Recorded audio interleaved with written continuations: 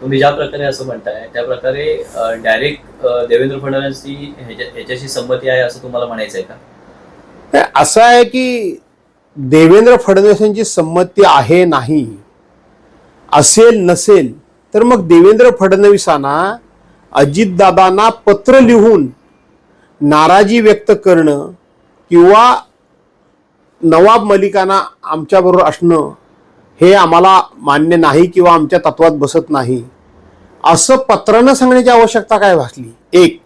आणि ते पत्र लीक कुणी केलं? ते पत्र सगळीकडे व्हायरल करायची गरज काय पडली? याचा अर्थ कुठे ना कुठेतरी हे कोणाच्या नाही कोणाच्या तरी संमतीनंच घडलंय आणि मग ते सगळं लपवण्याकरता म्हणून हा पत्रव्यवहार सुरू आहे. माझी तर माहिती अशी आहे की भारतीय जनता पार्टीच्या वरिष्ठ नेत्यांनी काही लोकांचे कान पिळले म्हणून हा पत्रप्रपंच करावा लागतोय.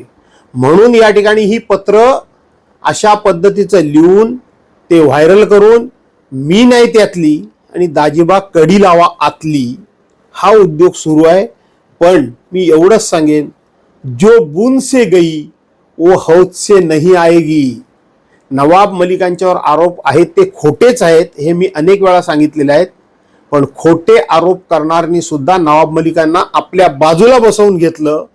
आज त्यांनी कितीही साळसूतपणाचा आव आणला. आम्ही कितीही यातले नाही, मी मगाशी सांगितल्याप्रमाणे मी नाही त्यातले आणि कडी लावा आतली असे जरी काही करत असतील तरी सुद्धा जो बूंद से गई वो हौद से नहीं आएगी. अधिवेशनाला सुरुवात झाली होती आणि नवाब मलिक आहेत ते सत्ताधारी बाकावरती बसले होते. त्यानंतर अनेक वेळा टीका टिप्पणी झाल्या भाजपवरती आणि त्यानंतर देवेंद्र फडणवीसांनी अजित पवारांना पत्र लिहिले आणि विरोध केला. गंभीर स्वरूपाचे आरोप आहेत असं सुद्धा म्हटलेलं आहे. काय सांगा?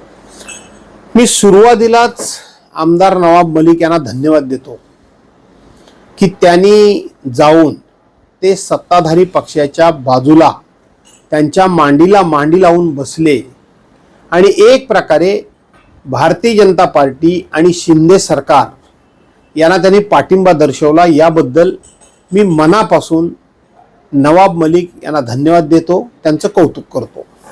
असं का तुम्ही म्हणता की त्यांना माहिती होतं का?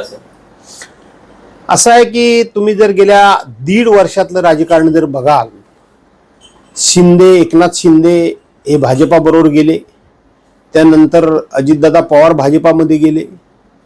तुम्ही एकनाथ शिंदे किंवा अजितदादा पवार यांचं असं एक वाक्य मला दाखवा की ज्या देवेंद्र फडणवीसांचं त्यांनी नाव घेतलं नाही.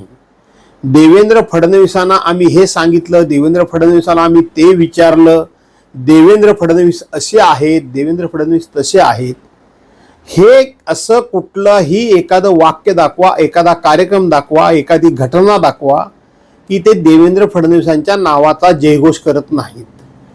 त्यामुळं नवाब मलिक हे सत्ताधारी पक्षाकडे गेले याला नक्कीच कोणाची तरी संमती होती असं माझं ठाम मत आहे. असं तुम्हाला म्हणायचं आहे त्यांनी ठरवून केलंय का?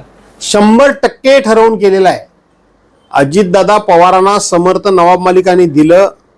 हे जे कोणी म्हणतात की आम्हाला माहीत नव्हतं किंवा आम्हाला नवाब मलिक चालणार नाहीत, ते देशद्रोहासारखे त्यांच्यावर फार मोठे आरोप आहेत, मी ठामपणे सांगतो की हे पूर्णपणे माहिती असलेली गोष्ट आहे आणि कुठेतरी संबंधितांची परवानगी घेऊन त्यांची संमती घेऊन मगच नवाब मलिक सत्ताधारी पक्षाकडे गेलेले आहेत.